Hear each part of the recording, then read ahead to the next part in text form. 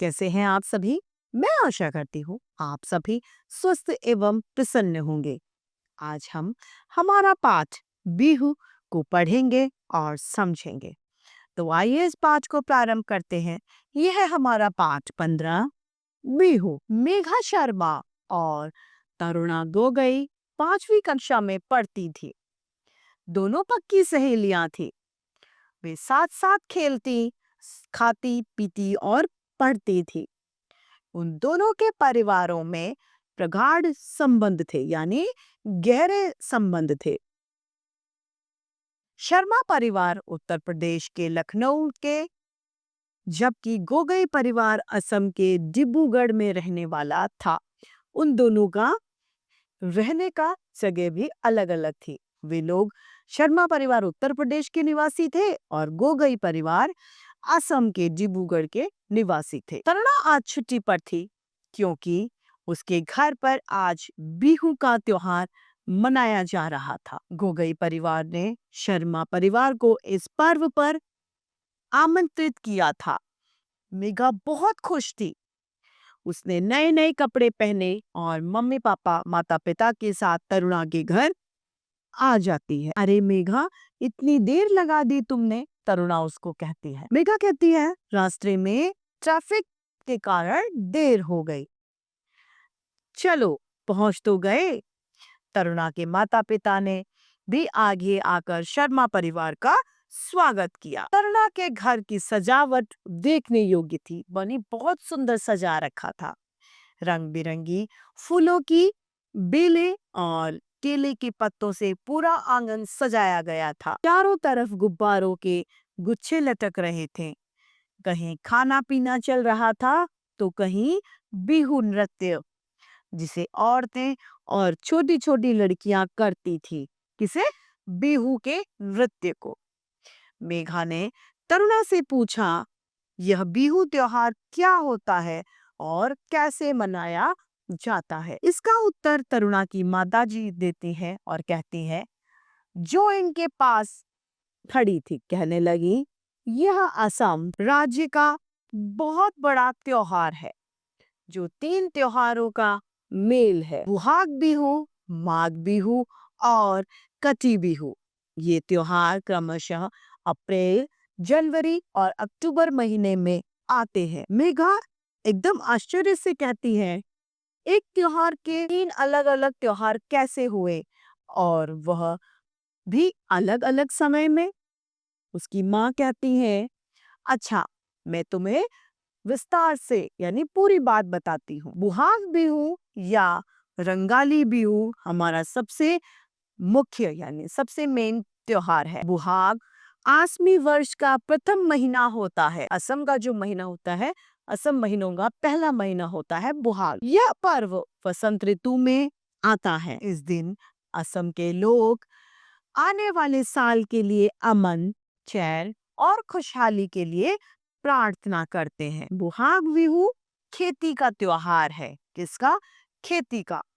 क्योंकि इन दिनों साल की प्रथम बारिश होती है और किसान बीज छींटने के लिए खेत को तैयार करता है, यानी उसको जोतता है, उसे खोदता है, सब तरीके के कार्य करता है बीज को छींटने के लिए यानी फैलाने के लिए। मेघा की माँ पूछती है, क्या यह त्योहार एक ही दिन मनाया जाता है? नहीं, दरअसल इसकी तैयारी बहुत पहले से शुरू हो जाती है।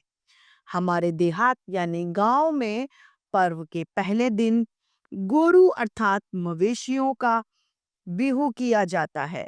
उन्हें नहला धुलाकर उनके शरीरों और सींगों पर तेल लगाया जाता है। उनके गलों में हार और नई नई रस्सियां पहनाई जाती हैं।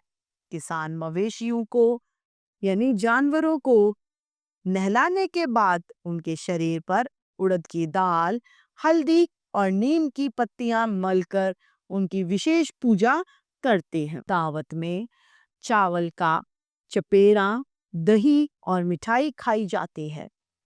तीसरे दिन गोसानी बिहू आता है। तीसरे दिन क्या आता है? गोसानी बिहू।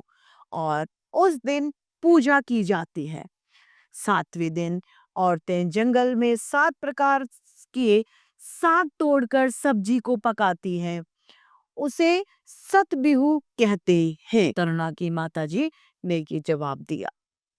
आंटी मेघा ने पूछा, यह तो सब कुछ बड़े लोग करते हैं, बच्चे कुछ नहीं करते। वे बुहाग बिहू में क्या करते हैं? मेघा, तुमने एकदम सही सवाल पूछा है। तरुणा की माताजी ने बताया कि उस दिन बच्चे बड़ों का हाथ बटाने के अलावा कबड्डी, कौड़ियां आदि खेलते हैं। ढोल और स्थानीय बाजों पर महिलाएं और पुरुष नाचते हैं यानी नृत्य करते हैं। प्रेम के गीत गाते हैं। लड़कियां अपने प्रिय लड़कों को उपहार स्वरूप रुमाल देती हैं। शहरों में इस त्योहार को मनाते हुए थोड़ा नया रूप दे देते हैं। अपनी सुविधा अनुसार यानी जैसी सुविधा हो वैसे अलग अलग समुदाय के लोग नाच, गाने और खेलों के अतिरिक्त इस त्योहार को अपनी प्रथा और रिवाज में शामिल करके मनाते हैं। मेघा के पिताजी बहुत देर से इस त्योहार के बारे में बड़े चाव से सुन रहे थे। उन्होंने कहा, बहन जी, आपने बिहाग बिहू के बारे में बड़ी विस्तार से जानकारी दी, हमें बहुत अच्छा लगा। लेकिन आप कुछ माघ बिहू और कटी बिहू के बारे में भी हमें बताइए। तरुणा की माँ कहती है, ठीक है, और वो बताते हुए कहती हैं, माघ बिहू जिसे भोगाली बिहू भी कहते हैं, फसल काटने की खुशी में यहाँ मनाया जाता है। कौन सा? भोगाली बिहू या माघ बिहू। इस दिन अग्नि यानी आग की पूजा की जाती है और शाम को मांस, मछली आदि खाई जाती है। रात को सभी बच्चे बड़े बड़े अलाव जलाकर रत जगा करते हैं। इस दिन लोग हर्षोल्लास दिखाते हुए भैंसों का मुकाबला करवाते हैं। भैंस आपस में लड़ती हैं, जो जीतती हैं और हारती हैं। अभी करुणा चहकती हुई आई और बोली, माँ, इन्हें कुछ जलपान भी करवाएंगी या फिर कहानियां ही सुनाती रहेंगी? वो कहती है, अब इन्हें कुछ नाश्ता भी करवाएंगी या बातें ही करती रहेंगी आप? मेघा के पापा बोले, नहीं बेटी, हमें इस त्योहार की पहले जानकारी नहीं थी, सुनकर बहुत अच्छा लगा। नहीं नहीं भाई साहब, चलिए पहले जलपान कर लीजिए, मैं आपको उसी दौरान कटी बिहू के बारे में भी बता दूंगी। सब चलते हैं। जलपान करते हुए यानी नाश्ता करते हुए तरुणा की मम्मी बताती है कि कटी बिहू अक्टूबर और नवंबर में आता है, जब फसल हरी होती है और घरों में अनाज खत्म होने लगता है। इसीलिए इसे कंगाली बिहू भी कहते हैं।